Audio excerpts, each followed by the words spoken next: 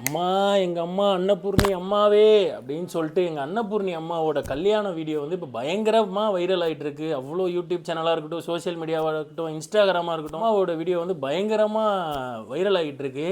கொஞ்சமாச்சும் அறிவு இருக்கா இல்லையான்றது எனக்கு தெரியவே இல்லை. ஏன்னா மக்கள் வந்து எவ்வளோ முட்டாளாக இருக்காங்கன்றதை யோசிச்சு பாருங்கள். ஒரு சொல்வதெல்லாம் உண்மைன்ற ஒரு ப்ரோக்ராமில் வந்து இல்லீகல் அஃபேர் கள்ளத்தொடர்பில் மாட்டின ஒரு பொம்பளையை நீங்கள் வந்து கடவுளுங்கிறீங்க, சக்தின்றீங்க, அம்மனுங்கிறீங்க, அவங்கள போய் அவ்வளோ இன்டர்வியூ எடுக்கிறீங்க. இப்போ கல்யாணம் ஆகிட்டுன்னு சொல்லிட்டு ஒரு பெரிய சேனல்ஸ் எல்லாருமே அந்த வீடியோவை வந்து பயங்கரமாக போடுறீங்க, இன்டர்வியூ வேறு எடுக்கிறீங்க.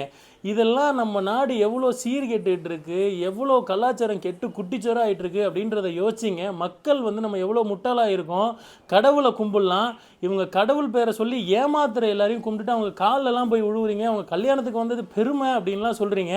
இதை தயவு செய்து நம்ம சோசியல் மீடியாவாக இருக்கட்டும், யூடியூப் சேனல்ஸாக இருக்கட்டும், இன்ஸ்டாகிராமாக இருக்கட்டும், எல்லாருக்குமே மீடியான்ற எல்லாருக்குமே ஒரு சமூக பொறுப்பும் சமூக அக்கறையும் இருக்குது.